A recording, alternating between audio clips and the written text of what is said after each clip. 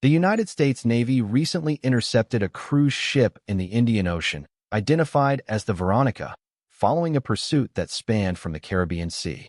This maritime operation coincides with the sinking of a vessel in the Caribbean that resulted in 3 fatalities, an action the administration justifies under the guise of counter-narcotics efforts, though critics suggest it is a strategic move to secure regional oil interests.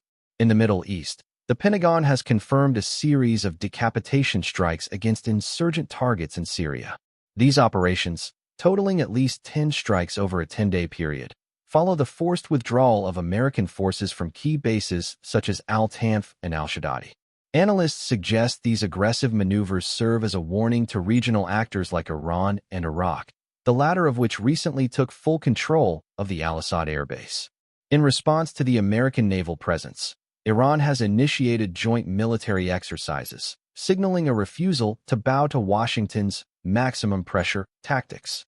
Meanwhile, in East Asia, Japanese Prime Minister Takaichi Sanae faces mounting scrutiny regarding her health and the nation's fragile economy.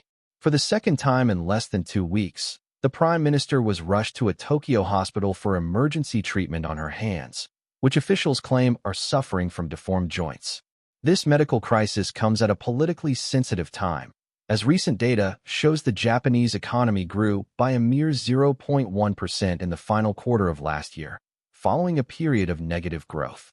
The conflict between Russia and Ukraine continues to intensify as it enters its 5th year. Ukrainian forces recently launched a large-scale drone offensive, targeting Moscow and other Russian territories in retaliation for hypersonic missile strikes on Kyiv. Despite President Trump's assertions that peace negotiations are progressing, the fundamental deadlock remains. Ukraine refuses to cede the Donbass region, and Russia shows no intention of withdrawing its military. This stalemate has prompted European leaders in France and Germany to reconsider their diplomatic stance, with some suggesting a renewed dialogue with Moscow to counter American influence and territorial ambitions regarding Greenland. Domestically, President Trump faces a cooling public sentiment. Latest polling indicates his approval rating has dipped to 39%, the lowest since his return to the White House.